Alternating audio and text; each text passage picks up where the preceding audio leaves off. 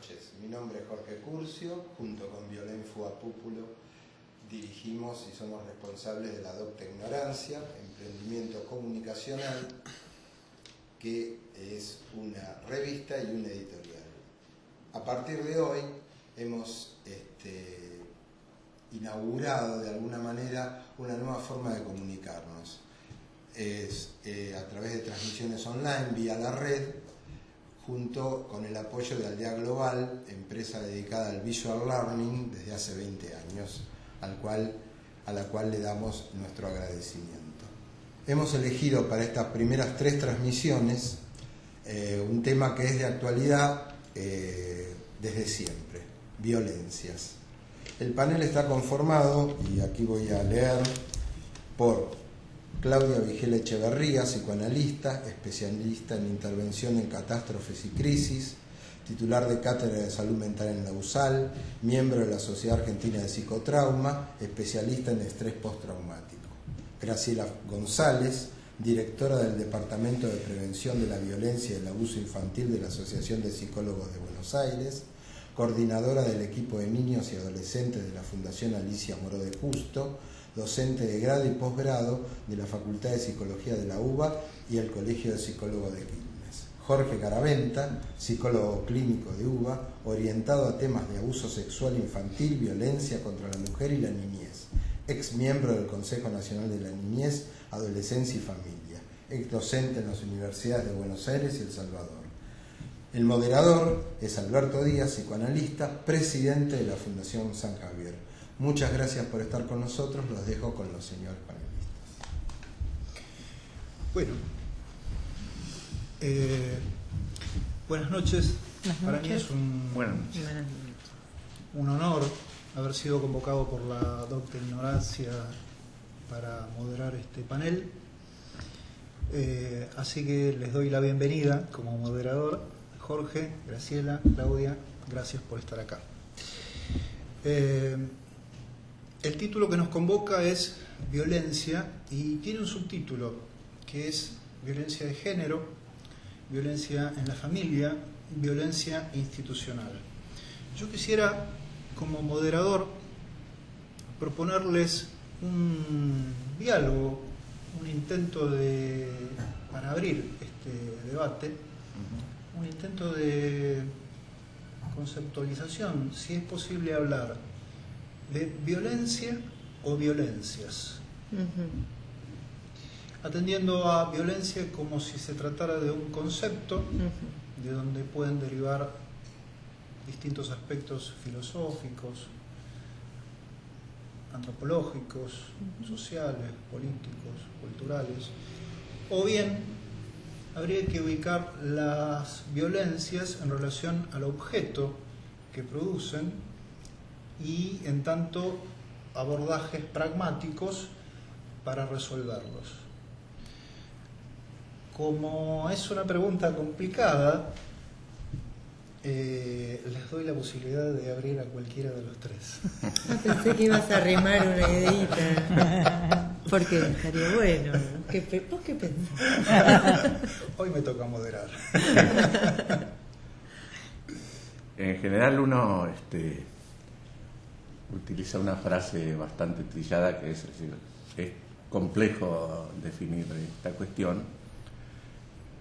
En lo personal prefiero hablar de violencias porque según las características, el ámbito donde se desarrollen, me parece que estamos hablando de fenómenos donde tal vez lo común es el desborde, es el ejercicio de la prepotencia hacia el otro, el ejercicio de la violación del espacio del otro, pero en realidad estamos hablando de distintos fenómenos con distintas causaciones, distintas formas de ejecución y hasta distintos escenarios, ¿no? Ya sea que uno hable de violencia de género, violencia institucional, en el mismo, por ejemplo, en el mismo concepto de violencia institucional, por ejemplo, podemos hablar de violencia en la escuela y de violencia de la escuela, o sea que ya estamos hablando de dos cuestiones distintas, y creo que en cada uno de los ámbitos que podemos ir encarando nos vamos a encontrar con esta misma disyuntiva, ¿no? Jorge recién cuando abría dijo una cuestión que me parece fundamental, porque dijo un tema, no dijo exactamente de moda, pero más o menos fue eso, pero a su vez dijo siempre, ¿no? Porque en realidad es así. Hoy no se puede negar que la visibilización ha puesto sobre el tapete cuestiones de distintas violencias, pero más allá de eso hay también como una especie de encarnizamiento de algunos ejercicios violentos. ¿Cambian las formas de violencia conforme cambian las épocas? Yo no sé, yo estaba pensando cuando se mencionaba como la posible idea de verlo como concepto, ¿qué efectos se producen? Digamos, atendiendo muchos casos, que por ahí es mi tarea, que está muy cerca de las víctimas. Uno puede puntuar la violencia a propósito de lo que provoca, de subjetivación, del borramiento de la diferencia, de una serie de cosas que hace pensar en la relación entre la violencia y lo violento y la perversión, lo cual siempre ha estado ligado a lo largo de las épocas. La perversión al deseo de daño, a someter al otro, a reducir al otro, y en ese punto se tocan un poquito las distintas violencias, en este arrasamiento del otro como sujeto, ¿no? Sí. No sé si lo ven así. Sí, pero hubo una época donde se trataba esto como si fuera una dinámica del masoquismo, donde no solamente era interpelado el violento, sino interpelada la persona que participaba, confundiéndola con la cuestión del sadomasoquismo, que no es el caso que nos está ocupando hoy. Entonces, hay una dinámica que durante mucho tiempo se pensó que en realidad había una dupla donde la mujer, que generalmente es la más que recibe violencia, era masoquista. Pero nosotros también, justamente porque estamos cerca de las víctimas, hemos trabajado bastante en esto. Lo que vemos es que en realidad es una dinámica como de terror, que la gente está atrapada, objetivada, digamos, ¿no? Convertida en un objeto para el goce de otro. Y eso es para mí lo que define, tanto como él nombraba tanto en violencia institucional o de género. O de Esas serían modalidades de la violencia. Hay una ley nueva, de ahora 2 años, 3, que todavía no está reglamentada, que describe la violencia, los tipos de violencia y las modalidades, y está bastante bien descrito. Tenemos una buena ley que se aplica poco. ¿Recordás el número? No, 26.000 y algo. No me lo acuerdo de memoria. Bueno, podríamos. Pero Agregamos. Pero que describe los tipos, entre ellos el institucional, mediática, obstétrica, sexual, obstétrica, psicológica y física. Esas son una de las modalidades que da. Está bastante englobado todo, ¿no? Sí. Voy a agregar una cosa en relación a lo que planteabas, Alberto. Primero, yo no puedo dejar de decir algo. Que esta convocatoria que hace la docta Ignorancia nos convoca a cada uno de nosotros de distintos lugares, ¿no? Pero nosotros 4 constantemente nos estamos encontrando en los distintos campos de trabajo de la violencia, ¿no? Esto lo quería decir porque me parece como que es verdad, ¿no? Siendo que no es lo único que hacemos. Pero ahí es donde las cosas fuertes pasan. Yo me reencuentro y es donde pasan las cosas de las que mucha gente no se atreve a meterse o acercarse, o que lo tiene reservado.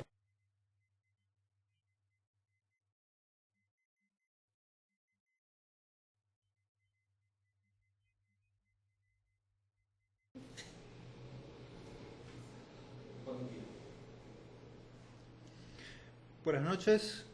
Estamos en la segunda emisión del programa organizado por la Docta Ignorancia. Segunda emisión dedicada a violencias familiar, de género, institucional. Estamos con los amigos y colegas Jorge Garaventa, Graciela González, Claudia Vigilia Echeverría. Mi nombre es Alberto Díaz, oficio de moderador de esta mesa de charla y discusión, debate. Y ustedes proponían, antes de que iniciáramos esta segunda entrega, la posibilidad de hacer un recorrido breve de algunas cuestiones que habíamos trabajado antes, mientras retoman en sus impectore sus temas. Yo quiero comunicar que en esta oportunidad tenemos la posibilidad de recibir, esta emisión es en vivo y tenemos la posibilidad de recibir a través de un mail que lo voy a pasar para que el público pueda comunicarse y recepcionar las preguntas que tengan para hacerle al panel. El mail es mesadedebate violencia@gmail.com. Debate no nos dice mesadebate@gmail.com. Ahí está. Mesadebate violencia todos juntos @hotmail.com. No. Gmail.com. Vamos. Otra vez, no podemos empezar. Si llega ¿no? un mensaje será un milagro. Bueno, igual lo voy a volver a pasar dentro de un rato. Bueno, ¿quién quiere iniciar Yo me siento obligada a hacer una pequeña aclaración, porque tuve el impulso de decir algo referido a las terapias breves después de años y años de escuchar insultos verdaderos al psicoanálisis y de ver que aparece como exigencia en los tratamientos que la persona sepa hacer terapias breves. Yo quiero decir que las personas que estudian el entrenamiento de las funciones psíquicas de personas y animales me parece loable. Hay casos en los que está indicado, por ejemplo, bueno, hay varias cuestiones como dejar de fumar, bajar de peso, que son requeridas, pero no me parece que sea posible abordar una cuestión que aborda el ser o el alma con un entrenamiento de funciones psíquicas, sinceramente. Creo que hace falta una cuestión bien profunda y una consideración seria del tema, entonces, sinceramente, para esto seguramente nos sirven. Ay, no la arreglé. Bueno, fue un buen intento. La verdad que sí, pero bueno. Yo creo que no nos tenemos que disculpar por brindar nuestra opinión. Muy bien, ratificando. Ratificando la opinión anterior, la licenciada Vigilia Echeverría. Graciela. ¿Puedo decir algo, acotar algo sobre esto también? Por favor. En realidad, desde el movimiento feminista se ha denostado mucho el psicoanálisis en el tema de atención a las violencias. Podemos decir que algo de razón tenían cuando se interpretaba, como esto es algo que dije también la vez pasada, cuando se interpretaba el masoquismo de la víctima, que no ponía fin a una relación que no se desarrollaba como quería. O sea que yo estoy de acuerdo en que achacarle la responsabilidad subjetiva a alguien que en ese momento está sufriendo, y como dijo el licenciado Garaventa, es una víctima. No es el momento en las primeras entrevistas, no es el momento de interpretarla, no es el momento de que alguien que está sufriendo una situación de la cual quiere irse y no puede porque está atemorizada, puede haber una dinámica de terror en estas situaciones después de un tiempo, no me parece bien que le interpretemos eso, su responsabilidad subjetiva. Se le acuse de lo que le pasa. Se le acuse de lo que le pasa, o sea, encima que me pegan, tengo la culpa yo. Claro. Eso no es para ese momento, será para un momento posterior. Bueno, se ha denostado mucho el psicoanálisis. En realidad, cuando uno es psicoanalista y trata estos temas con una especificidad que es el caso a caso, que es la singularidad Sí. de la cuestión. Sí. No hay algo que se le aplique a todos por igual. Claro. Entonces, se ha denostado mucho y nos ha pasado también en otros temas. Nosotros hemos permanecido como en silencio, sin defender esta postura. De hecho, yo tuve unos pasantes que eran de la carrera de especialización en violencia de la UBA, de psicología, que trabajan, no son psicoanalistas. Entonces, cuando vinieron a la institución donde yo coordino el equipo de niños, se dan sorprendidos de que por fin alguien que es psicoanalista y que está hablando de estas cuestiones, porque ellos tienen otro sistema que no sé cuál es, no sé cuál es. Vos, a ver si puedo ubicar algo. Vos estás diciendo que hay ciertos movimientos como el feminista que han acaparado el tema violencia. No lo han acaparado. No es que lo han acaparado porque hay otros no lo han acaparado. Pero sí denostaban el psicoanálisis, porque tienen una experiencia del psicoanálisis de hace unos años lejanos, donde efectivamente se hacía eso. Sobre todo porque, de hecho, cuando, por ejemplo, la institución, una de las que yo trabajo, empezamos con el tema de violencia, tampoco sabíamos. Entonces hemos cometido errores, y muchos psicoanalistas hemos cometido errores hasta entender la dinámica de la situación. Por supuesto que después, si no lo toma un psicoanalista para ver, como dice ella, las profundidades de lo que le está pasando, va a volver a conseguir una pareja del mismo estilo porque nunca se preguntó por Está qué la no fuera repetición, subjetiva. claro. Exactamente, está la repetición. Entonces, de lo que carecen otros tipos de enfoque es de este uno a uno, sino que aplican lo mismo a todos, Eso. como el hecho del procusto, tiene que Sí, acomodarse. Y por otro lado, si no hay una escucha psicoanalítica en lo que luego le pasa, luego de salido de la emergencia, se vuelve a repetir. Sí, sí. Eso es. Bueno, y si puedo pasar una visita también. Por favor. En Francia han prohibido que los psicoanalistas traten a los niños autistas. Ah, sí, sí. Y acá en Argentina, que hay muchos psicoanalistas tratando autismo, y bien, se ha creado una ley que da unos 23, no sé si lo vieron, pero hay unos 23 puntos que indican que un niño es autista, que no lo diagnostica un profesional, sino la madre o la maestra. Es un autodiagnóstico. Un autodiagnóstico, y en realidad uno de ellos es, por ejemplo, se sube a las sillas, o si tenés más de 2 o 3 de esas, sos autista. Y te tienen que atender un cognitivo conductual para adiestrarte como una... Eso es en adiestrarte. Francia. ¿Qué? ¿Es en Francia o está propuesto para aquí? En Francia pasó eso, que lo prohibieron. Acá presentaron ese proyecto de ley, no recuerdo si está aprobado. Es un protocolo para el capital autismo. mundial de psicoanálisis, por lo menos en Buenos Aires no se va a aprobar. Sí, pero no te creas, porque hay muchas asociaciones Sí. de padres, incluso de chicos autistas, que es mucho más, que realmente necesitan una asistencia, necesitan una ayuda para este tema, y entonces estas maneras son a veces como más rápidas para solucionarlo. Bueno, eso me parece que tiene que ver con otras formas de violencia que abordaremos en algún momento, que es la cuestión de la patologización de la infancia, ¿no? Sí, está bien. Esta cuestión Por ahí es el momento. de colgar diagnósticos. No sé, pero yo quería plantear alguna otra cosita en relación a...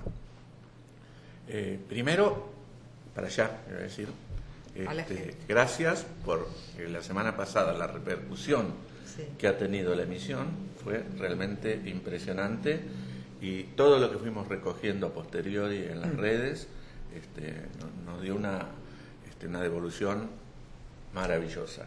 Por eso Sí. hoy se habilitó esto, que era mesadebate@gmail.com.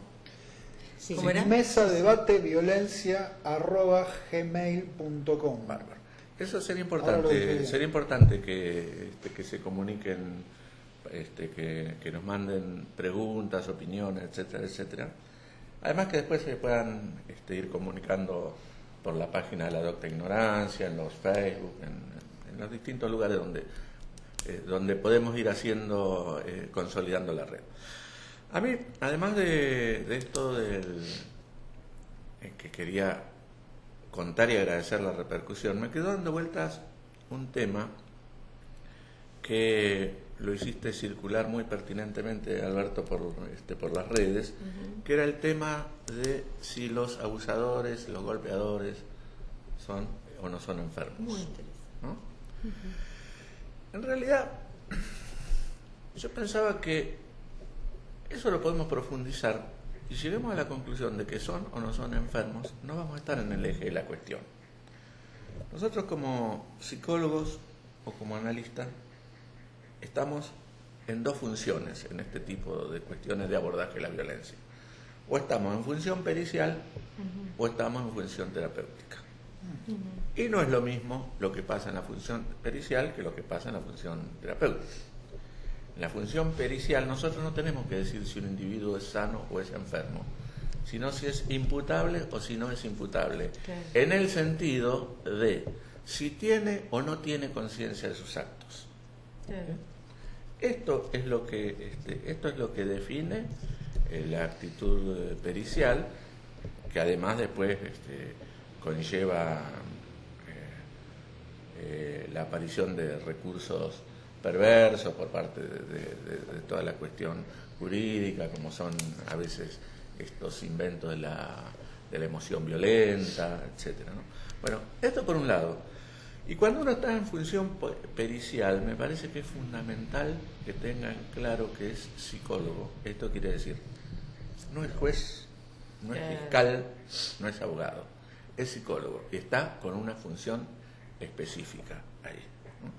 A veces, y tiene que ver con lo que hablaban las chicas al principio, a veces se produce una fuga del rol pericial y del rol del psicólogo, que es cuando se toman estos mamarrachos como el DSM-4, por ejemplo, ¿no? Y el perito se convierte en un diagnosticador que dice, Cumple los criterios. Claro, cumple tales o cuales criterios. Y eso, y además circula un mito, porque es un mito realmente, de que si vos no presentás los informes de acuerdo a estos manuales, no te los aceptan los jueces. No es cierto, lo que los jueces te piden es que tengas una claridad en lo que estás diciendo, sí, y que te juegues a decir si este individuo tenía conciencia o no tenía conciencia de sus actos. Bueno, esto por un lado. Y en la función terapéutica ahí sí podemos llegar a determinar el grado de compromiso patológico que puede tener un individuo, pero ya va por otro lado, ¿sí? Ya va por otro lado. Por eso yo decía que en el debate Pero público... sigue siendo interesante la pregunta, porque nos hemos llenado de películas americanas donde los violadores se encuentran en el haber sido abusados un argumento atenuante de la pena. Es posible. No es la experiencia nuestra. Sí, estoy de acuerdo, pero No es después la te digo experiencia. por qué me sonreía. Qué miedo que me da, pero no importa. Yo voy a seguir con la idea como No, si, pero lo voy a decir ahora, después que como termines si vos. no tuviera miedo. Una de las posibles derivas de un daño vinculado a la violencia es la identificación con el agresor. Pero una de tantas. Lo cual no es ni una justificación, ni un atenuante, ni una invalidación del daño ulterior que pudiera hacer la persona que se identificó con algún agresor de su biografía. Pero en esto había un facilismo de decir, mató a 300 personas, bueno, pero fue abusado de chico, entonces tenía permiso para matar. Ese es el problema, me parece. ¿De qué te reías? Mira, ahí hay dos elementos. No, mi sonrisa tenía que ver con que en una oportunidad nos invitan al doctor Rosansky y a mí a un congreso metropolitano de la Asociación de Psicólogos de Buenos Aires, y ahí presenté un trabajo inédito donde hablé de una circunstancia a la que bauticé como el mito del abusador abusado, ¿no? Donde lo que yo planteaba justamente era que lejos de ser un abusador en potencia, el niño o la niña que han sido abusados están en condiciones de ser abusados durante toda su vida y durante todas las circunstancias que se le puedan cruzar. Yo me sonreía porque después aparecieron otros trabajos con exactamente el mismo título y sin ningún tipo de de mención. De referencia a tu presentación. A mi presentación. Es en el caso del abuso, pero yo en la violencia no es así. En la violencia, hay como un lazo donde se vuelve violento. Claro. Hay cruces identificatorios. Pero por ejemplo, en el caso... Espera, quería terminar esto. Sí. Discúlpame, Graciela.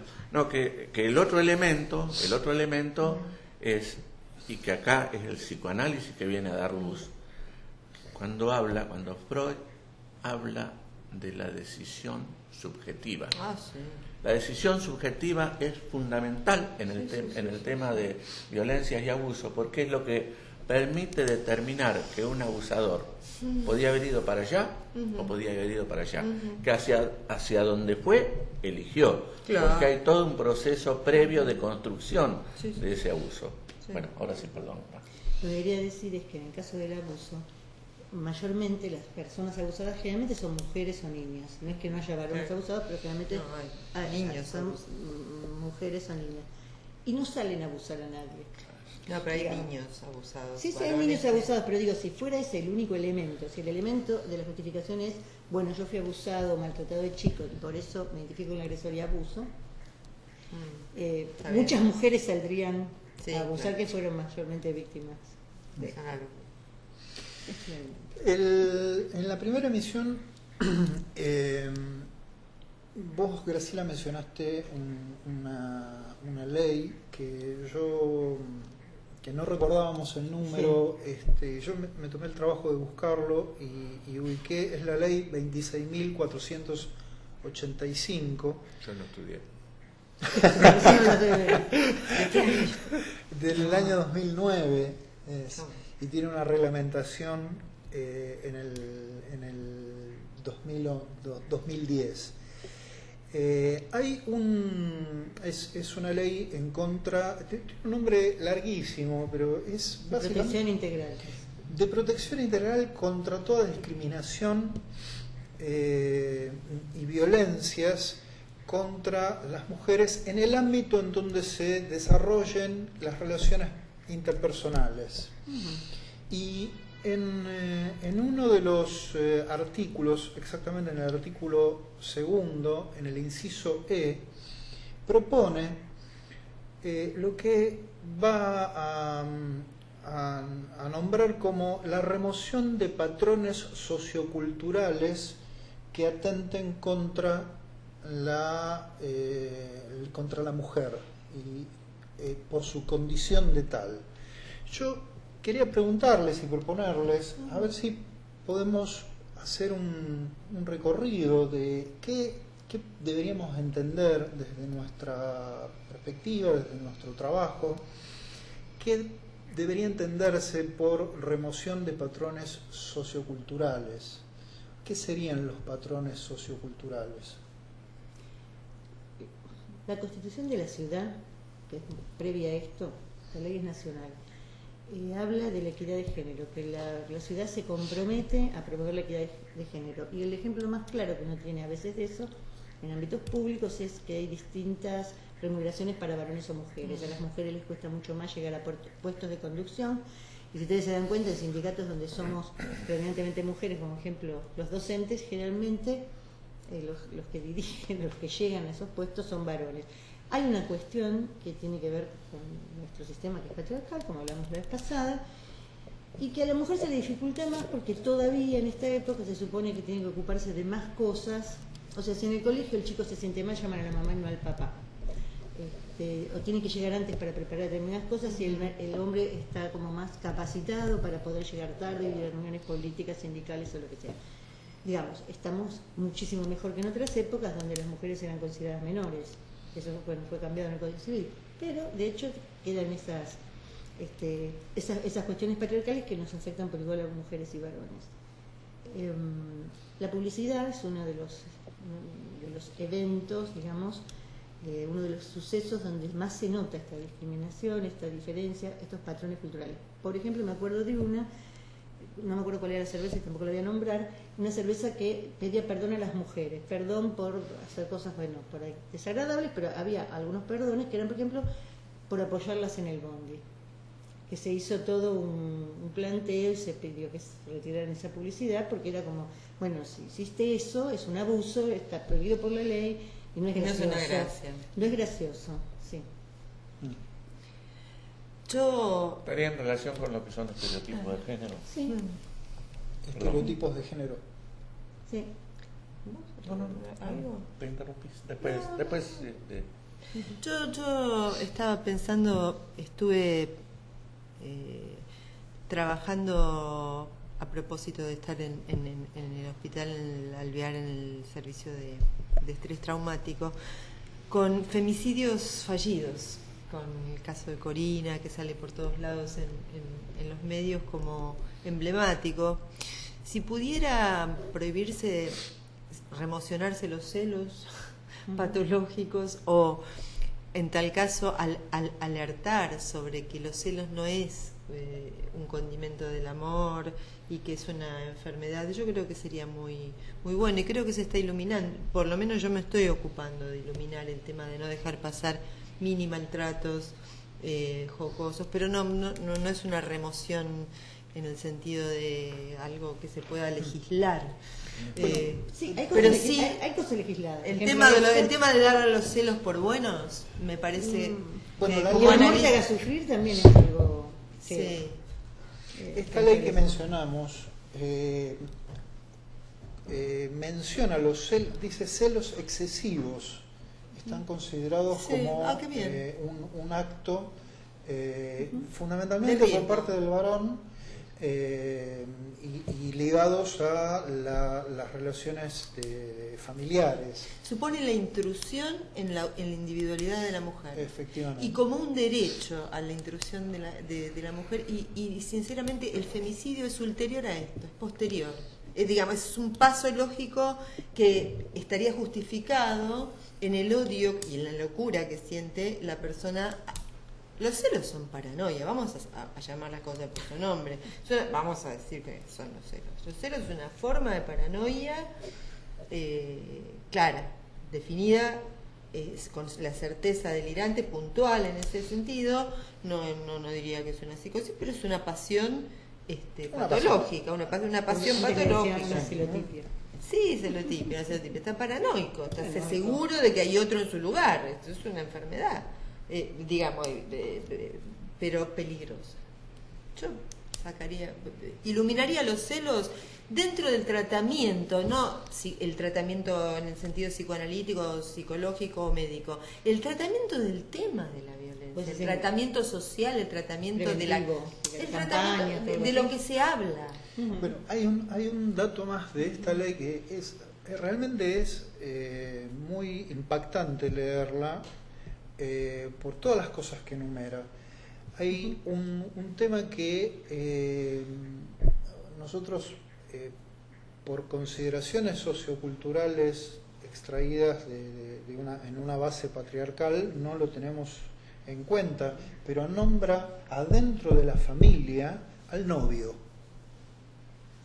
Si hay, dice, violencias dentro de la familia contra la mujer, pero también incluye al novio de la nena, al novio de la chica, que por lo general, claro, si no está casado o en pareja o en concubinato, no forma parte Carolina de la familia.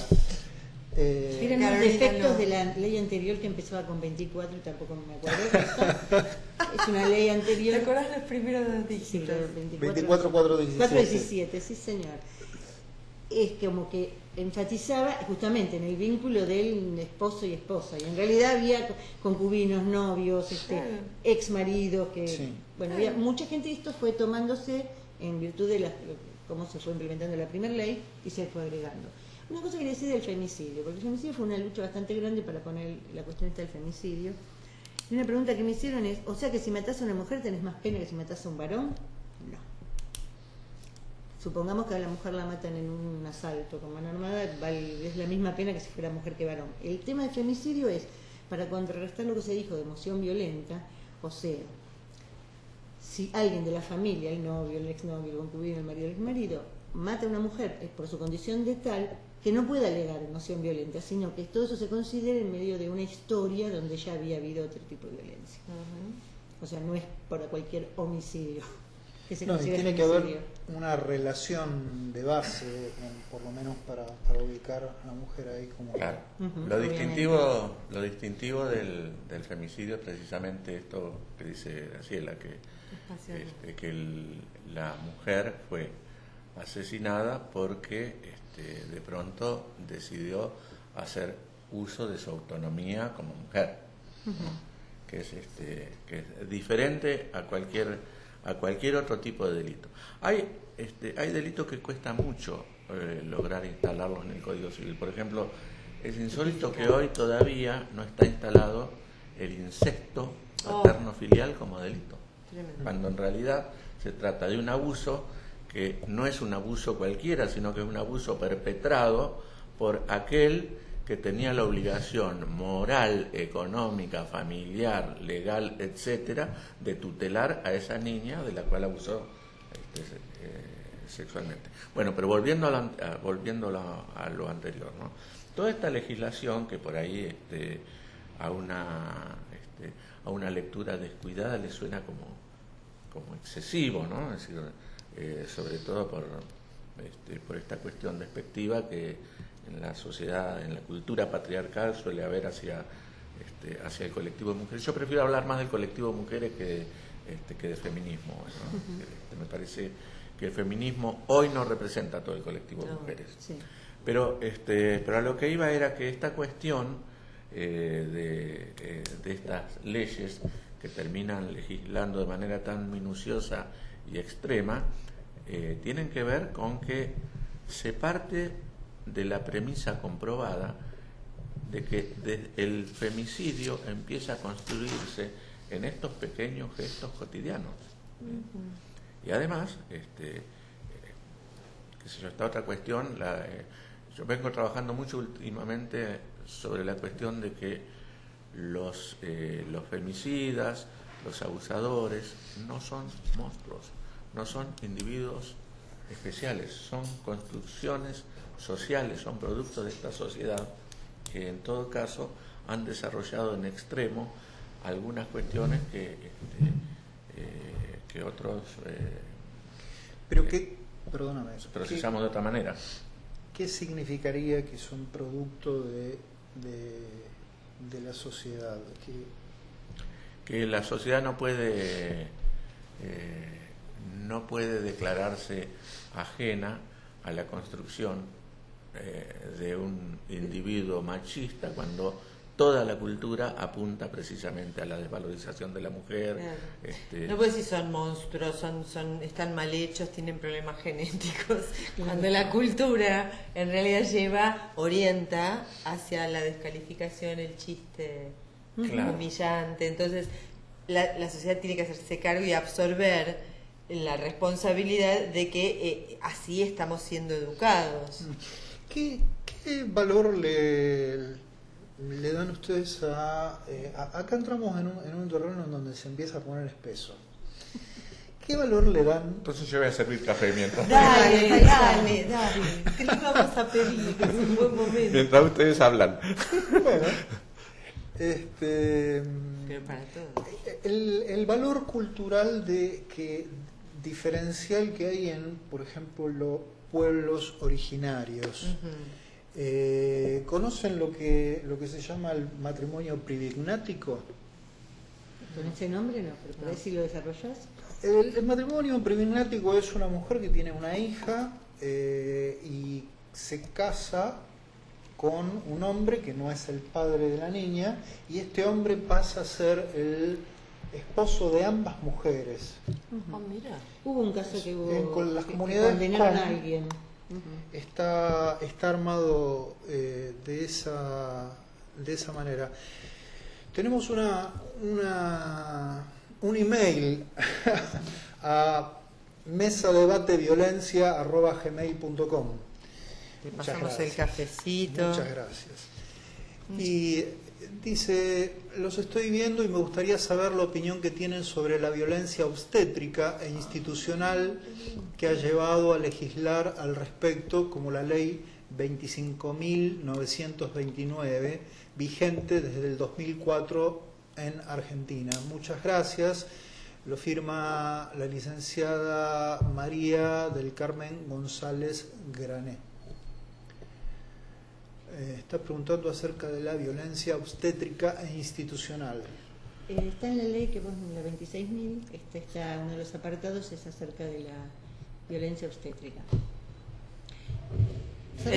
Sí, es interesante. Sí. Vamos a responderle a respondemos. María del Carmen, María del C, dice, del Carmen, entiendo que es González Grané, la licenciada González Grané. No le cuestionemos el nombre, vamos a contestarle, tenés razón. No, lo que quería decir es que realmente los que somos madres hemos experimentado de alguna manera esta cuestión del maltrato. Así como Jorge hablaba antes de la patologización de la infancia, también se ha patologizado el parto, siendo que es una función biológica, que está bueno que se atienda, que reciba cuidados médicos, está muy bueno, porque de hecho eso bajó la mortalidad infantil y la mortalidad materna. Pero de hecho hay veces que no hay que patologizarlo, sino simplemente acompañarlo. Y nosotros tenemos un índice bastante alto de cesáreas, innecesarias, como se dice, y hay mucho maltrato verbal hacia las mujeres que esperan, que están en situación de parto. Hay una cosa típica que se dice. No quiero decir, no la reproduzcamos. Se las maltrata. Se las maltrata. Voy a comentar una más pequeñita, que a una mujer le dijeron, dijo ella, no me hagan episiotomía porque el niño había nacido rápidamente, y dice, pero no le vas a gustar más a tu marido, por ejemplo. Y ella no estaba en situación de contestar, pero lo tiene. Le quedó fue tema de análisis. Sí. No, una paciente mía con serios problemas, tuvo un parto terrible en una cesárea que no la informaron, y ella es la que me introduce en esta cuestión, compensando ese momento que ni siquiera la dejaron ser asistida por mí, que la estaba tratando, y me iluminó sobre esta cuestión sobre el parto natural, sobre el amamantamiento sin reglas, como una especie de... A mí me parece muy interesante. Es cierto que las objeciones de que esto promueve que las relaciones madre-hijo puedan volverse interminablemente simbióticas, pero eso, el riesgo está siempre con o sin amamantamiento eterno, con lo cual la verdad es que me parece muy interesante. De hecho, una de las cuestiones por las cuales los partos se empezaron a hacer en camillas tiene que ver con algo de hace 200 años, de un médico de una reina de Francia que era no podía agacharse, entonces la puso ahí. Y es una posición antinatural para parir. Absolutamente. Y entonces ahora muchos lugares tienen sillas de parto, que es una cosa más fisiológica, pero los médicos siempre están apurados y dicen no se puede usar porque es más complicado para el médico. Sí, para el médico. Para el médico. Es lo mismo que la violencia episiotómica. Que no sé, sí. Que en general es indicada en muy pocos casos y sin embargo es automático. Se la aplica por defecto. Y además no solo se le aplica por defecto, sino que se le suele aclarar a las pacientes previamente que en esa clínica se trabaja así, que si no quieren pasar por la episiotomía tendrán que buscar vayan a otro lado, claro. Muy democrático. Bueno, y hay una ley que permite que la mujer que va a tener un bebé entre acompañada por quien quiera, que puede ser el padre del bebé o alguien, la terapeuta, la madre, no sé quién quiera. Eso es para todos, y hay lugares donde lo desalientan fuertemente incumpliendo la ley, y la mujer no está en ese momento para discutir, no está para discutir. Que la otra persona la dejan fuera, eso también se incumple bastante. Me parece una conquista. Sinceramente una conquista, me parece. Estás hablando de la ley. Ese punto, la ley en general, y ese punto en particular me parece una conquista. Alberto, hay un tema de lo que estábamos hablando antes, que me gustaría retomar para decir dos palabras, y me comprometo a traer la semana próxima un comunicado de la comunidad Wichí, porque el tema es el tema de Esposa y suegra. Claro. En realidad, este comunicado surge a raíz de que un juez decide liberar a un abusador de una hija preadolescente bajo el pretexto de que en los pueblos originarios y sobre todo en los pueblos wichí era casi una cuestión de costumbre, casi cultural, prácticamente natural, se sostenía el fallo, la cuestión del incesto. Entonces la comunidad wichí sacó un comunicado donde expresan que no hay ninguna norma ni costumbre en ninguno de los pueblos originarios de América que habilite el incesto, y que en realidad el incesto, cuando ha entrado en alguna de esas comunidades, ha sido a partir del contacto con las civilizaciones más avanzadas culturalmente, ¿no? Es interesante ese fallo, porque después el doctor Rosansky lo utilizó justamente para condenar a 2 abusadores. Sabía que estamos hablando del doctor Rosansky, que es una rara ave. Exacto. De todas formas, en cualquier cultura, aunque sea distinta, hay una previsión del incesto. Pero por ahí, no la que nosotros consideramos. Claro, el tema es qué es lo que consideramos incesto. Exacto, ¿qué es lo que tiene de incesto? hecho, Jorge lo que estaba mencionando es que en la normativa argentina no está incluido como algo sancionable, pero en los alemanes, en Alemania sí está incluido. Ellos le llaman Blutschande, que es la mácula de sangre. Ajá. Pero eso tiene está bien, que es una deuda histórica que nunca figuró el incesto como figura penal. Pero hay un tema: todo abuso infantil es incestuoso, porque los adultos son referentes parentales, y ni hablar los papastros. Qué buena esa, claro, sí, para sacarle. Bueno, no, eso en ese caso serían padrastros, pero sí. El que abusa es un. Pero son referentes parentales, con lo cual es incestuoso, sí. El efecto es incestuoso. O sea, lo que si nos vamos a preocupar por el sujeto víctima de un abuso, en el caso de la infancia es incestuoso. Todos deberían ser toda irrupción adulta de la sexualidad adulta sobre el niño. Sí, por un lado sí, pero por otro lado, cuando nosotros insistimos en la necesidad de crear el cuerpo legal, es porque estás hablando, insisto, de quien tenía la obligación moral y legal de tutelar. Bueno, por eso es que se pone... Entiendo lo que estás diciendo y de acuerdo plenamente, de acuerdo bueno. totalmente con lo que Pero viste que hay entre los agravantes, por ejemplo en el caso de Gracie, es que él tenía la obligación, era un tutor. Es lo mismo. Si es el padre biológico, un docente, también tiene un agravante, digamos, por más que no esté considerado. Pero mi segunda madre, mi segundo padre, o sea, los docentes tienen un rol parental. Los sacerdotes, en fin. Sí. Cualquier líder, el profesor de educación física, tiene una transferencia de parte del niño, que es quien les presenta el mundo. Son los primeros en presentarles el mundo, los padres y los maestros. Y cualquier otro referente adulto tiene esa función. Incluso cuando los abusadores ya condenados o ya sancionados quieren igualmente tener vínculo con el niño abusado, hacen hincapié en un artículo de la Ley de Derechos del Niño que dice que el chico tiene derecho a tener relación con su padre, con sus padres, sin darse cuenta, por supuesto a propósito, de que ese mismo artículo dice, salvo en el caso de que esta persona hubiera atentado contra la integridad del chico. Ajá. Está en la ley, por supuesto no lo mencionan, pero está en la ley, o sea que también hay una cuestión perversa de, por más que fueran condenados, tratar de ejercer el derecho, que yo considero que una de las cosas que también se reclama es que pierda la patria potestad, que fue acusado y condenado por abuso de un hijo. Que pierda la patria potestad. Colega, yo pienso que es muy difícil avanzar sobre el trabajo sobre las violencias sin hablar de la perversión en profundidad, porque ese disfrute de la dominación del otro, de alguna manera u otra, lo que sostiene esta categoría de abusador, violento, perpetrador. Es la perversión y es una estructura poco trabajada, poco, bueno.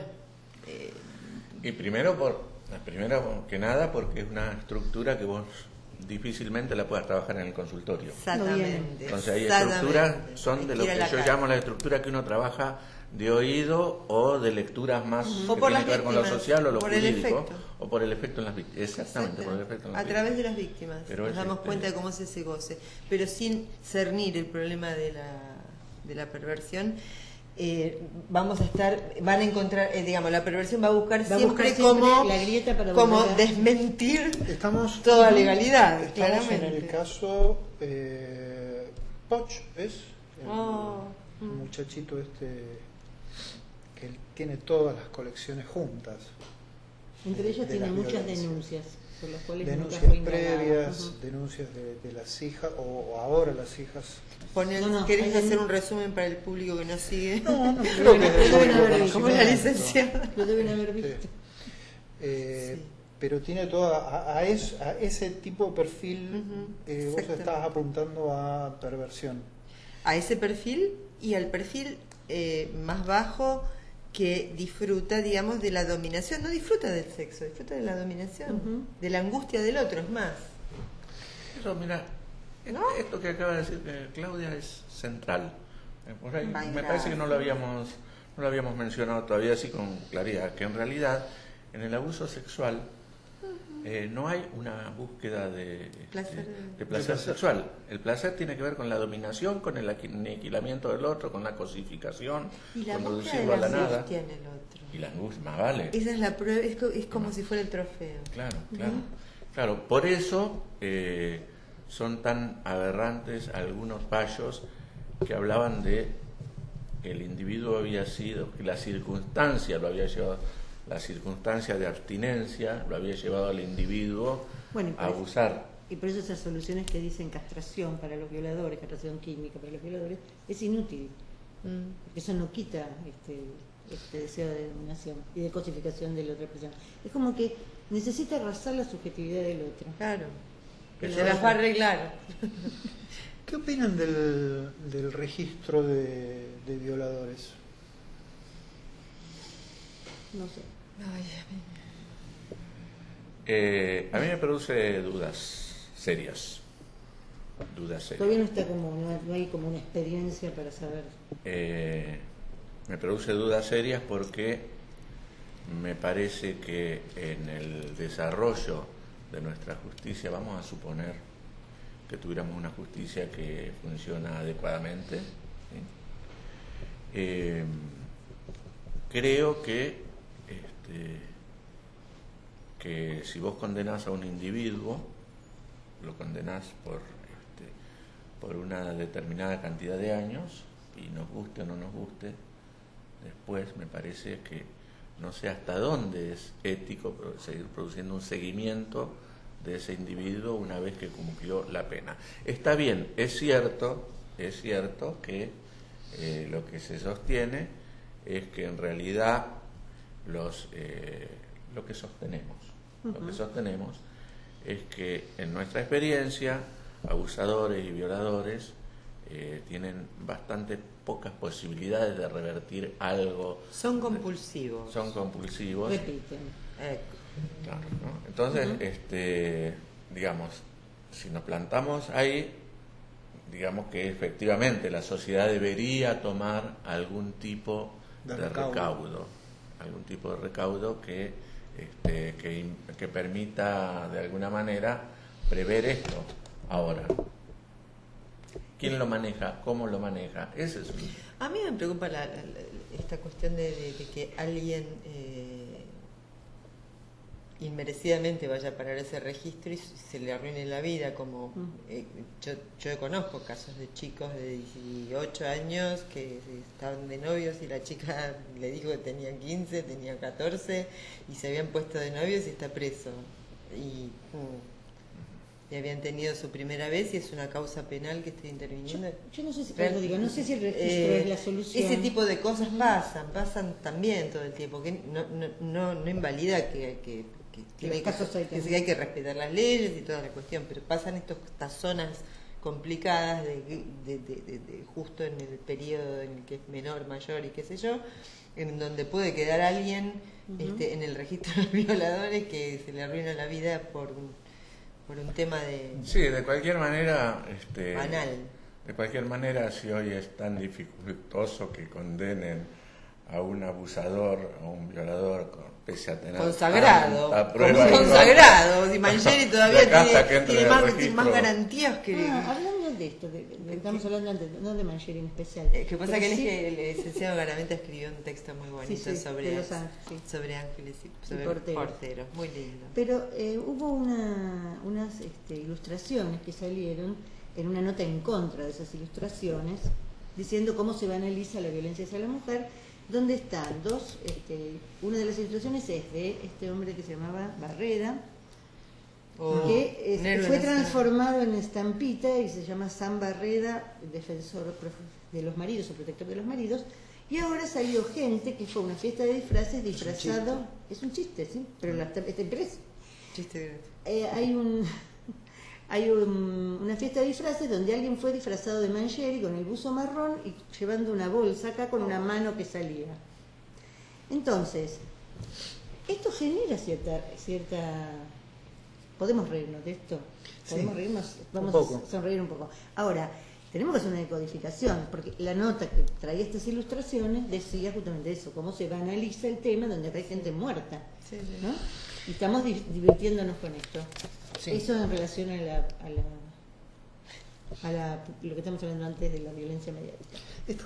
Estamos rondando el perímetro que tiene que ver con las propuestas culturales, propuestas, si se puede llamar propuestas culturales sobre la violencia, el ejercicio de la violencia y qué incidencia, no lo hemos propuesto, pero parece que el tema justicia anda dando vueltas en torno a esto, que es la justicia. Pero yo les quiero pedir que hagamos un alto, porque nuestra amable anfitriona, junto con Violaine Fuapópulo, junto con Jorge Curcio, directores de La Adopta Ignorancia, nos hace llegar una pregunta. Los editores. Los editores, sí. Sí. Dice: hola a todos, gracias por permitirnos asistir a estos intercambios tan abiertos entre los tres expositores y también a las valiosas puntuaciones del moderador, que vengo a hacer algo así como yo. Mi primera pregunta es para Graciela González, si puede ampliar un poquito la mención que hizo acerca de que en Francia se les ha prohibido a los psicoanalistas el tratamiento de chiquitos autistas. Me parece inconcebible, justamente en el orden a la profundidad de los aportes que el psicoanálisis ha hecho al respecto. Me detengo acá, si vos podés. No puedo profundizar mucho más, es algo que llegó como noticia, que se difundió. Yo estoy en una práctica profesional que se trata sobre el juego en los límites, sobre el desarrollo de los niños, y bueno, ahí nos transmitieron esto. Podemos tratar de encontrarlo, de averiguarlo para la próxima, porque hay un video, incluso un video que fue prohibido, que era un video donde, yo no sé cómo se llama allá, pero fue un video armado por gente de lo que acá sería la EOL, no sé cómo se llaman allá. Y ese video fue prohibido y sacado de difusión. Además había sido un video construido con bastante mala intención de cualquier manera. Pero para no hablar tan en el aire, lo tomamos como tema pendiente para la próxima. Para la próxima. ¿Sí? Luego dice... Un elogio. Qué interesante lo que dijo Jorge Garaventa acerca de la falta de inclusión del incesto como delito en el Código Civil. Ojalá más legisladores leyeran a Lévi-Strauss. Qué hallazgo este dato. Respecto a Claudia Vigil Echeverría, quería preguntarle sobre sus puntualizaciones acerca de la perversión. Si podría ampliar acerca de lo que podría ser la dirección de la cura en casos de violencia, justamente en estructuras que, como esta, que no se dejan atravesar por el dispositivo psicoanalítico. Cariños y gracias a todos. De la NFU Apúcula. Qué lindo. Bueno, la perversión hay que presentarla en sociedad. Es una forma de lectura del mundo, una forma de organización de la realidad, en donde hay un vacío donde debiera estar la función de ordenadora, la función paterna, ¿no es cierto? Y que es un agujero que no desorganiza, es un agujero grave, no desorganiza como la psicosis, pero produce una deformación profunda de la mirada del mundo. Y requiere y tiene varios vicios, como ser la desmentida de la realidad de todos. Tomo como ejemplo el tirador de Belgrano, que entiendo que era alguien que encuadra en esto, que estaba usando seres humanos como los patitos de una kermés y tiraba a la gente y desmentía todo el tiempo. Bueno, era lo mismo, si se puede.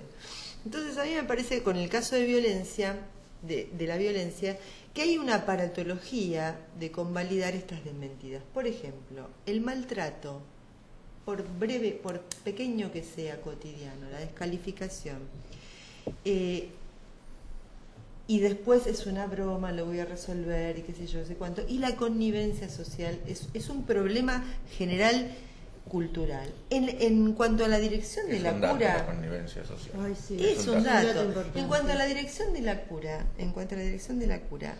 debe ser para mí las perversiones trabajadas como personas altamente, digamos, como se diseñaría el tratamiento de una persona psicótica, en otra lógica. Eso no lo puede hacer cualquiera, porque son otras las formas de transferencia, son otras las relaciones al otro, al semejante, con lo cual requiere su especialización. Pero yo creo que hay que estudiar las perversiones, porque si no vamos a estar tapando agujeros de daños ya hechos y no adelantándonos a ver cómo piensa el otro y a diagnosticar rápidamente para inclusive ser humanitarios con esta persona que no, la verdad algo falló en su organización para estar así, sin duda. Sí. Yo te iba a agregar, primero acuerdo, creo que el psicoanálisis y todas las líneas del psicoanálisis tienen muchísimo trabajo en relación a las perversiones. Yo no sé si estamos hablando de la misma persona. Para mí el tirador de Belgrano era un psicótico, no era un perverso. Jódeme. No. Si estamos hablando de la misma persona, es más, todo. Uno que iba. Todos los. ¿Vos pensás que era psicótico? No sé si estamos hablando de la misma persona. Este chico que estaba encerrado en el auto, que iba con su madre a todos lados, que dormía con su madre, que. Todos los días. Pero a ver, yo sigo pensando. Pero espera, porque además era un individuo que estaba absolutamente ido de la realidad. Sin embargo, no tenía. Yo, permítame un bocadillo ahí. Me parece que hay actos perversos aunque no haya estructura perversa. Es cierto. Quizás es cierto. Sí, totalmente. Es cierto. Sí. Sin duda. Con lo cual me parece que el camino... no es un diagnóstico de perversión, sino es cierto. En el acto hay un desconocimiento de los derechos del otro. Porque si no podríamos estar hablando de la violencia, porque si no tendríamos que estar ubicando la violencia como una patología y unirla a la patología. No es así. Es un rasgo. Pero hay una diferencia, porque en ese caso, la verdad que no lo recuerdo en muchos casos, pero en ese caso no hubo connivencia social.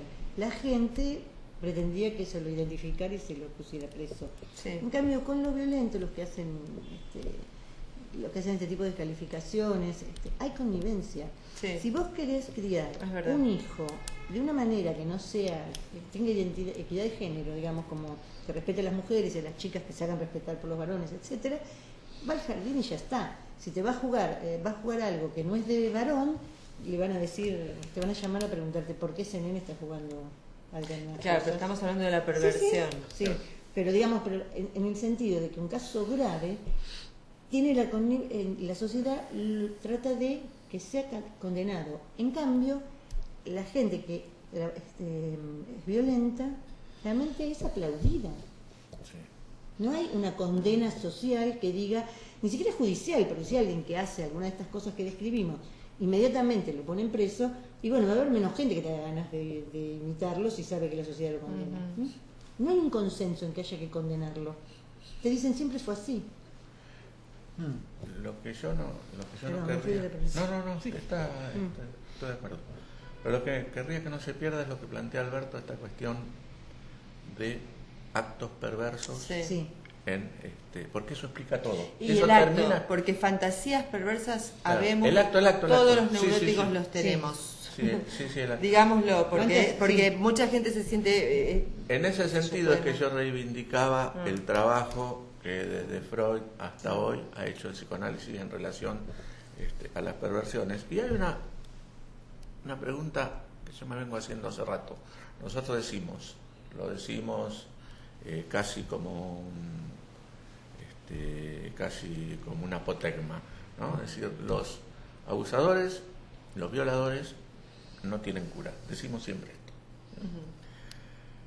Yo a veces tengo dudas, y creo que en esto, Claudia, por ahí es interesante seguir profundizar lo que vos traes, porque yo a veces digo, ¿no tienen cura o no hemos desarrollado a fondo aún el concepto de perversión, por un lado, ¿no?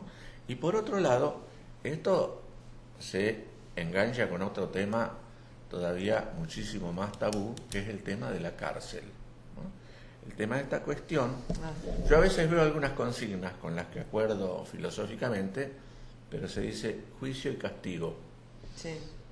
En realidad la cárcel no socialmente, en la sociedad moderna, no está planteada la cárcel como castigo, sino como un proceso reeducativo que puede llevar o no a la reinserción social. Pero no el castigo es lo punitivo. No, ya sé, pero digo para que no se nos pierda de vista esta cuestión. Sí. Está en la Constitución eso, aparte. Claro, la cárcel no es para castigo. Que en realidad con esta cuestión del castigo se ha obviado absolutamente que en las cárceles deberían haber procesos terapéuticos, psicoterapéuticos, psicoanalíticos, para mi gusto sería mucho mejor, pero que además estos procesos deberían ser los que determinen la posibilidad o no de libertad adelantada del individuo, etcétera. Yo quiero hacer un mínimo comentario, que cuando llegamos a este punto donde ya barrimos todas las cuestiones y llegamos a un punto de dificultad real como ¿no?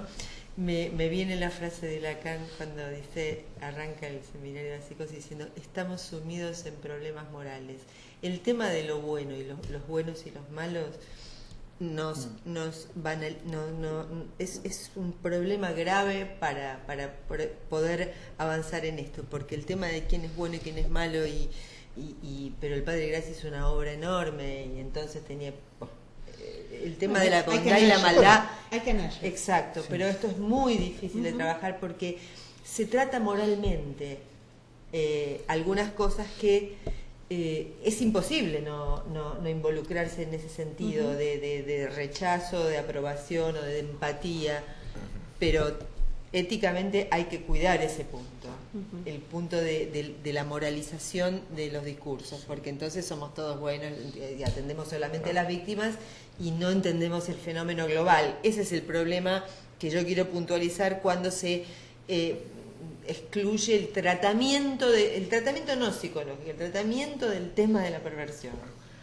Bueno, yo por eso... ¿Qué te reís ahora? Yo por eso digo, le vamos a tener... ¿Y ahora de qué nos vamos Le vamos a tener que pedir a Jorge, a Violén y a la Aldea Global por lo menos 3 reuniones más, porque yo iba a decir... Yo quiero que seamos... Yo iba a decir, cuando vos traes la cuestión de lo moral, que yo digo, bueno, por suerte nosotros del psicoanálisis trabajamos más con la ética que con la moral. Sí, claro, ¿no? pero la pero gente iba a plantear habla esto, con la moral. iba a plantear esto, digo, claro, esto, poner la dimensión de la ética, me parece que nos puede permitir pensar de otro modo la cuestión, por ejemplo, de lo que traía Alberto del registro de violadores, ¿no? Claro. Porque si lo pensás desde la ética, no es lo mismo. Sí, es campo de concentración, un campo de concentración así. Y si pensás desde la ética, no hay juicio y castigo, sino que hay juicio y otra cosa, pero no juicio y castigo. Seguro. Bueno, lo que vos decías el otro día, lo que escribiste, tan interesante. El portero, bonachón, es bueno, Mancheri. ¿Qué tiene que ver la bondad y la maldad con el tema de que envuelto en una bolsa de consorcio? No sé si hay alguien en la Argentina que pueda tener dudas qué pasó, más allá de los pasos lógicos que tenga que seguir la justicia. Pero el tema de la bonachonés, ¿qué tiene que ver? Y sin embargo pesa enormemente. Entonces el hacerle una cruz a alguien porque en alguna oportunidad cayó como violador es un lío. Por lo menos le digo lío, no sé. Más nadie. Puntué un par de cosas que en realidad son pie de página para seguir debatiendo. Hay una psicoanalista que se llama Iacuzzi, que trabaja en cárceles bonaerenses con ofensores sexuales y tiene publicado un material al respecto. Después son todos datos bibliográficos, sí, estos. Lo queremos. Después, en relación a la cuestión que vos mencionabas de la población con Wichi, yo tengo un par de trabajos antropológicos que hablan justamente todo lo contrario de lo que estás proponiendo para poder debatir. Por ahí la próxima lo podemos acercar y ver cómo se compaginan estas cosas. Un trabajo complicado, no ha tenido gran difusión, me parece que tampoco lo han pretendido, pero está bien documentado, muy bien documentado por trabajo de campo. Con lo cual ahí tendríamos, yo de ahí me anoticio de lo que se llaman matrimonios privignáticos. Yo pensaba esto,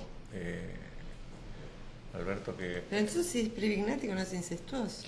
Es que ese era el punto. Ese es el punto. Si no es considerado si está dentro de una legalidad, no es incestuoso. No, supone claro, que fuera. el problema, pero bueno, como no tengo presente ni a los autores en este momento, no ni, se puede ni a la, así, claro, no me preparé bien. No, sí, de cualquier manera me parece que lo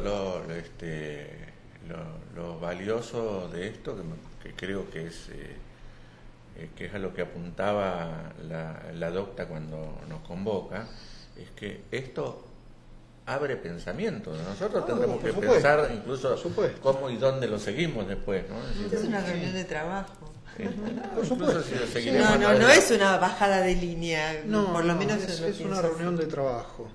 Eso me gusta, por eso. Y el otro, vamos a hacer un alto porque tenemos una pregunta de la licenciada Macarena Gaogené. Dice: buenas noches a los 4. Quisiera saber cómo piensan la categoría de lo traumático y lo disruptivo en el abuso sexual infantil e intrafamiliar. Hay autores que sostienen que no se puede pensar lo traumático desde un tiempo uno. Considero que hay situaciones traumáticas per se, como el abuso sexual infantil. Me interesa la posición de ustedes. Gracias. Bueno, una pregunta que da para todo un programa. Tenemos que gracias, tiempo. que la queremos ¿Cuánto mucho. tiempo tenemos? Claro. Tenemos 25 minutos más o menos, algo así. Fantástico. Fantástico. No nos alcanza.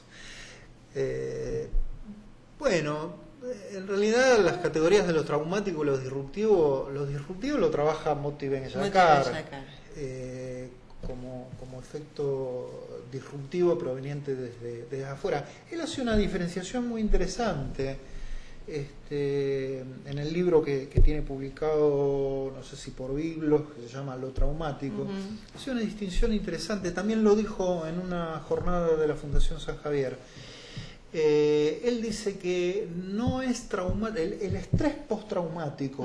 Ahí viene algo, a ver si vos te Sí, no, aparte tengo que decir algo sobre eso. ¿Sí? Bueno, entonces No, seguí. Él dice que el estrés Moti Ben-Yakar dice que el estrés postraumático es una clasificación que no debería tener ese título, claro, porque él considera que se producen elementos disruptivos desde el afuera, digamos, y no como el trauma pensado como la construcción de la subjetividad interior. Vamos a hacer una distinción. Claro. Yo ya que quedé por no convocada convocada a responder, no solamente, sino que quedé presentada por no darle bolilla a las presentaciones, como un chiste del licenciado Garaventa quedó escrachado en mi presentación como especialista en estrés postraumático. Debo ser especialista en hablar de eso. Pero yo creo que hay que deconstruir. Es una nomenclatura del DSM-4 y esto está dentro de un trabajo que yo también quiero dejar para pie de página o para trabajar en algunas otras presentaciones sobre la necesidad de integrar o de trabajar junto con otros discursos. Donde hay catástrofes, donde hay grandes sufrimientos, hay médicos y hay que trabajar junto con los médicos y hay que buscar códigos comunes. Entonces, a veces se habla del estrés postraumático como de un cuadro agudo que hay que resolver y eso no quiere decir que la persona sea un estrés postraumático. Con respecto al trabajo de Moti, es muy interesante, acuerdo que habría que no dar a priori algo como traumático, sino potencialmente traumático o traumatogénico, por un lado. Pero en caso del abuso sexual infantil, acuerdo con Macarena Caoyené, que no cabe dudas de que ese sujeto está, no por lo disruptivo del acto de abuso y de irrupción, sino por lo inescapable y por lo incontrolable. No es lo disruptivo, porque el niño, y eso es una cosa que yo creo y lo he dicho en varias oportunidades, que difiero con Moti, que lo disruptivo no es lo más traumático de un evento, sino lo inescapable y lo incontrolable de este evento. Porque el niño puede saber, yo he tenido pacientes que sabía a qué hora venía el que venía a abusarlo sistemáticamente y eso no lo sorprende ni nada. Entonces, en ese tipo de casos no cierra lo disruptivo, porque sabe la hora, es más, es amable, seductor, le trae comidita, sí. Y entonces hay que trabajar bastante y ir en esta construcción colectiva hacia un saber que pueda compartir el trabajo con el discurso médico. Yo creo que mi papá era médico, así que tengo que cumplir. ¿Qué sé yo? ¿Qué papel cumple la justicia en la salud, en la conformación de la salud y del restablecimiento de parámetros de salud en una persona violentada?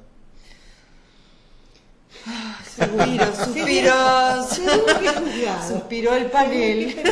Vamos desde un gran acompañamiento de medidas que se indican que son interesantes hasta... Explica el suspiro. ¿Qué? Explica el suspiro primero. Y porque los que trabajamos estos temas tuvimos que hacernos un poquito al lenguaje de la jerga judicial por el hecho de que estos casos se judicializan. Finalmente va a haber una denuncia, ya llegan cuando nos fueron denunciados. Por eso nos llegan, como dijo él, en carácter de perito, para opinar algo. Entonces hay cierto punto donde, según la ideología de la persona que está impartiendo justicia, como hablamos la vez pasada, se hacen determinadas cosas o no. Todavía tengo que reconocer que no estoy muy empapada con la nueva ley de salud mental, que esa nos incumbe a todos, que por lo menos ahora hay determinadas cosas que han mejorado, pero no puedo dar cuenta porque no le he tenido todavía, no le he leído en profundidad. La justicia a veces complica. Claro, hay casos donde el niño abusado fue abusado por un maestro, supongamos, y donde los padres deciden hacer la denuncia porque, bueno, ya lo sacaron del colegio y vamos a resolverlo de otra manera y no someter al chico la doble... A la retraumatización. La justicia en términos como sinónimo de tribunales. Sí, como sinónimo de tribunales. No la de cualquier justicia manera, como concepto. Sí, pero por señora ahí, de ojos vendados, como decía Mariana Wolf. de cualquier manera, por ahí yo voy a tratar de responder más puntualmente porque lo que trae Graciela, que es importantísimo, es cómo funciona la justicia. Y a mí me gustaría por ahí plantear qué pasa cuando la justicia funciona. Claro. Cuando la justicia funciona, cuando hay un fallo condenatorio, en realidad hacia la víctima lo que la justicia está produciendo es una reparación simbólica fundamental.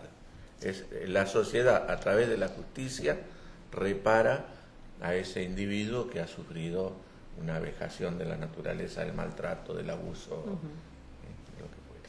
O sea que filosóficamente, digamos, sería reparador. ¿Tenemos práctica de eso en nuestro ¿Cómo? país? ¿Tenemos práctica? ¿Se apunta en lo que dicen nuestros pacientes cuando...? Mira, yo quiero decir algo un comentario muy chiquitito. Sí, y después aclarar la pregunta. Lo traumático es un daño, incluso un malestar, una locura, un sufrimiento que viene del mundo por algo que pasó. Entonces puede haber tratamientos muy buenos, los hay, pero se repara el trauma, que digamos es una linda especialidad porque es muy grato ver la recuperación, pero la recuperación se da cuando en el mundo donde se produjo el daño también se repara, y en ese punto es que la justicia tiene un papel fundamental. Cuando hay verdad y justicia, ahí la persona o el abuso. Valoración y reconocimiento del daño generado. Porque en el caso, por ejemplo, del abuso, el niño se siente parte de esto que le pasó. El acto jurídico de decir, esto fue un delito y ese no es lo mismo que vos, hizo algo donde te convocó, te complicó y te involucró, y después se tiene que desinvolucrar. Después hay mucha ambivalencia. Pero hay un enamoramiento y hay una participación del niño. Y hay un volver y hay un juego. Pero lo que hace la justicia es volver las cosas a la normalidad, porque si no el niño queda atrapado y sintiéndose, como se siente toda víctima, culpable del daño que sufrió. Entonces, ese es el papel de la justicia. Bueno, aparte, si no hay ley... dividir los tantos y reparar en el sentido, no, vos sos la víctima, vos sos el... Sí. Si no hay ley, no hay tercero, está bueno que la justicia intervenga. Absolutamente, es fundamental, de acuerdo con vos en eso. Sí. Iba a decir algo más en relación a esto lo que enferma en el abuso sexual infantil o lo que devasta es el abuso propiamente dicho por un lado y la no circulación de la palabra por el otro. Ajá. ¿No? El secreto. Cuando se propicia la circulación de la palabra, empieza el proceso de reparación. Lento, dificultoso, pero la circulación de la palabra es fundamental.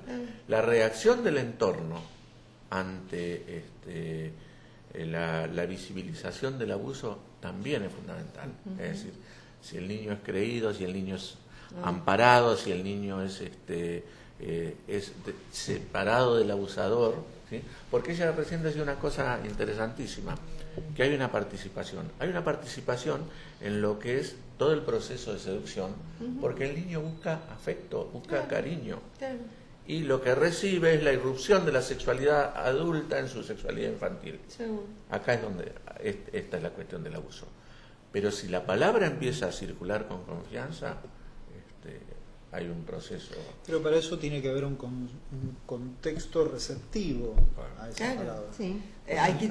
Hay niños que no han sido creídos. El secreto es una de las cosas más patógenas que existen. Y donde no circula la palabra, pasa algún fenómeno que lo veo a menudo en los pacientes que llegan después de años y años y años de callar, que es que el tiempo queda detenido en el acto que no fue nombrado, sean cuantos fueran esos años, ¿sí? Hay una detención del tiempo en donde no circuló la palabra, porque la narrativa lo que produce es como cuando uno escribe, que esas hojas en algún momento pasen a ser pasado, pero lo que no se habla, lo que no pasa en la narrativa, queda en un eterno presente, mortificando y enfermando gravemente. Con respecto a esto que decíamos de cómo lo recibe el entorno del chico, también sucede en adultos que han sufrido un accidente de cualquier tipo, pongamos por ejemplo una amputación, ¿no? de un miembro que no es vital, pero que es una herida narcisística importante. ¿Seguro? Que sufre un sí. Generalmente lo que le indica a su entorno, a su familia, a sus amigos es, bueno, olvídate, ya pasó, no hables más de, no hables más de esto, todo que lo te hace contrario. mal. Sí. Y las personas desde afuera las ven bien o recuperadas, y por dentro amputado y amordazado. Amputado y amordazado, exactamente. Sí, cuesta mucho desarmar esto y volver a dar palabra para, bueno, aparte un concepto también que se le dice a esta gente, bueno, no llores. ¿Por qué uno no va a llorar si está triste? Terrible. Les quiero hacer una pregunta que para mí es difícil, así que estimo que para ustedes también. Muchas gracias. Qué buen momento. No, te va a gustar la sí, pregunta. dale. ¿Existe la posibilidad de revinculación entre un niño abusado, una niña abusada y su abusador? Y si el abusador está igual que como estaba antes, no revió su postura, no se interrogó, no pudimos hacer que circule de otra manera. Estamos en el terreno en donde estaba preguntando, porque respondo lo que vos me preguntaste. ¿Podés ampliar la pregunta? Sí. Vos hablaste de justicia reparativa, y nosotros tenemos un sistema de justicia retributiva, que va en función de la pena, a pesar de que la Constitución Nacional diga que las cárceles tienen que ser alojamientos sanos y limpios, etcétera, etcétera. Todo lo contrario. Pero bueno, tenemos una justicia enmarcada claramente hacia lo retributivo y no hacia lo reparativo. Y la pregunta era, ¿tenemos modalidades en el campo social como procedimientos, como formas propuestas para las víctimas, en donde se genere un espacio de circulación de la palabra, como vos decías, Jorge? Sí, yo te puedo plantear dos cosas.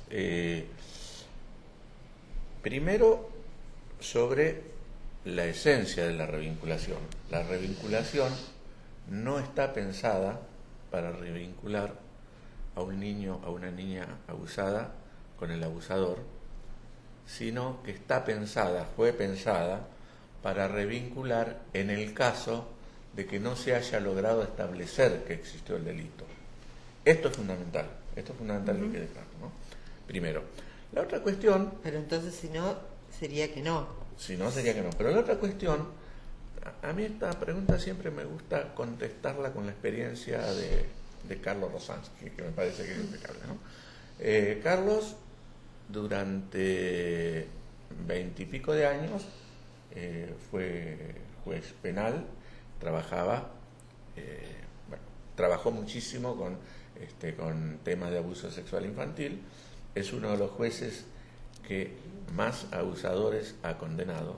Y Carlos dice en el libro Abuso Sexual Infantil, denunciar o condenar, creo que es. O silenciar. Él dice así: en los años que he trabajado como juez, he tenido cientos y cientos de abusadores frente a mí. Pese a que las pruebas han sido abrumadoras que han sido condenados, en ningún caso he visto el más mínimo vestigio de arrepentimiento y ni siquiera aún de intentar reparar algo del daño hecho. ¿No? Estamos hablando de un tipo que sabe mucho de esto. Tal vez si hubiera un abusador arrepentido efectivamente, se podría repensar esto. No conozco a nadie y no creo que lo vaya a conocer. ¿Qué margen entonces tiene? Yo quisiera Sí, también por contestar esa pregunta. Por ahí tengo un estilo. Ya la contestaste con las caras. Con pocos. Si querés agregarle a la cara. No me andan los grises hoy día. A mí me parece que no. Si vamos a considerar, vamos a seguir la lógica, vamos a hacer que no quede como un impulso lo mío. Si nosotros hemos dicho en esta mesa hoy día que el abusador, en tanto adulto, es un referente parental, en el acto de abuso ha perdido su condición de tal. Entonces, si ha perdido su condición, ha quedado exiliado de la posibilidad de vincularse con ese y cualquier otro niño. Para mí, comentar algo respecto a esto. Una pacientita de hace 10 años atrás, que fue abusada y fue probado y la persona estuvo condenada, que era su papá, ella decía que no quería usar el apellido, pero era muy pequeña, tendría 6 años, que ella no quería usar el apellido y... Está de acuerdo conmigo esa niña. Esto fue llamativo porque en el mismo tiempo una colega atendía a otra criatura que decía lo mismo, como si de tan chiquitas quisieran cambiarse ese apellido, como que ellas ya no lo consideraban un padre. Esto avanzó hasta que una de ellas volvió 10 años después, estaba en el juicio de pedir cambiar el apellido. Y le dijeron que tenía que traer un informe de alguien que le hubiera asistido, y ella dijo, me vuelvo con la persona que me atendió. Es muy interesante, esto me llevó a investigar un poco el tema, de lo cual estoy escribiendo, con algunas adultas que también ya hicieron el proceso, ya hicieron el juicio o ya no lo usan. Claro. Muy interesante porque como el chico percibe que esto no es así. No es posible volver a se rompió algo o sea, transgredir una prohibición tal como el incesto, incluso digo de cualquier adulto, hace que no hay camino de regreso. No hay camino de regreso. Los chicos dan cuenta de eso con mucha claridad. Y eso es en relación a esa escucha que a mí me parece que esa pérdida es irreparable. Es irreparable. Es completamente irreparable. El vínculo es irreparable. Sí, claro, ya no hay porque no ha sido respetado el otro como otro. Claro. Una cosa que respecto a lo de la reparación que decías antes, esta ley, junto con otras, por ejemplo la de trata de personas, tienen mecanismos reparatorios. Dicen que el Estado está obligado a asistir a las víctimas, etcétera, etcétera. Lo que no tienen es presupuesto asignado todavía para ese tipo de atención. Mínimamente, digamos. No es que no se hace nada, pero falta presupuesto. No hay presupuesto. Ese es un tema que yo propongo para la próxima o algo así, que es hablar de la profunda gravedad de la falta de tratamiento de cosas que tienen un desarrollo enorme en el diagnóstico, en el abordaje, en toda la previa, y las personas con sus síntomas, no hay atención pública, y estoy, digamos, luchando mucho y padeciendo el problema de la atención adecuada a las víctimas, que no se termina de organizar. Eso es un tema les dejo para trabajar políticamente, claramente. En esta línea, yo la primera presentación les propuse que pudiéramos pensar algunas cuestiones en lo que es la formación de políticas públicas y la formación de profesionales que atiendan a gente violentada. En especial lo que vos mencionabas, Graciela, respecto de la violencia obstétrica, está muy la formación de enfermeras, enfermeros, parteros, los médicos mismos tienen una formación humanitaria otra violencia deficiente. que no nombramos, que también es verdad, que es la económica. Violencia económica. Está en la ley, no es que figura en la ley. Y una cosa muy común de esta violencia económica es que 7 de cada 10 padres en general no pasan la cuota alimentaria de sus hijos. Como poco. Sí, es 7 de cada 10 es bastante. Sí. Como poco en cuanto a las formas de violencia económica. Sí. Por supuesto. Muchas otras formas de violencia económica, pero esta es una que es muy visible, y ahí sí hay un registro.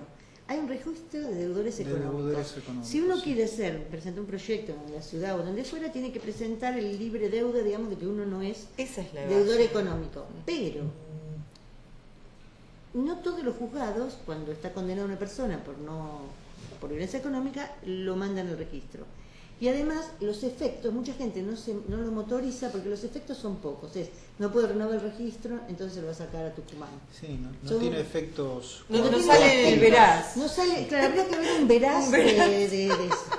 Está buena la idea de armar un veraz de padres, malos padres. Ya lo hemos dicho, así que no lo hagan ustedes, lo haremos nosotros. Por favor, el copyright lo tenemos. Claro. Bueno, hemos tenido otras preguntas que han llegado al mail que facilitamos, que la Adopta Ignorancia facilitó, pero bueno, quedará para la próxima.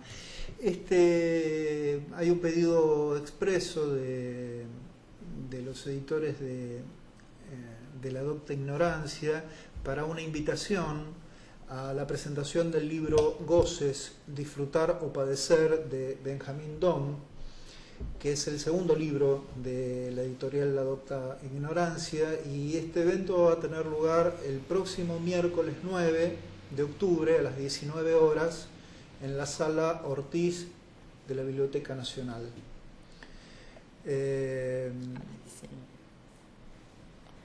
Agrego una cosa a eso, sí, porque me parece fundamental. Yo sé por lo que se armó en las redes sociales que nos viene siguiendo bastante gente joven, ¿no? Es importante decir que Benjamín Dom es maestro de todas las épocas. Está muy bien. ¿No? Es decir, sí, un tipo que nos enseñó a todos nosotros. Nos enseñó a todos a leer Lacan, sí, ni más ni menos que sí, eso, ¿no? Y con entender. A entender, exacto. Bueno, por ahí podríamos decir, si ¿queda alguna pregunta o la pasamos directamente para la pasamos para la próxima? Si bien. Le damos alguna vuelta. Haz de cuenta que soy el moderador. Bueno, voy a hacer de cuenta que moderando este maravilloso panel voy a ir produciendo el cierre.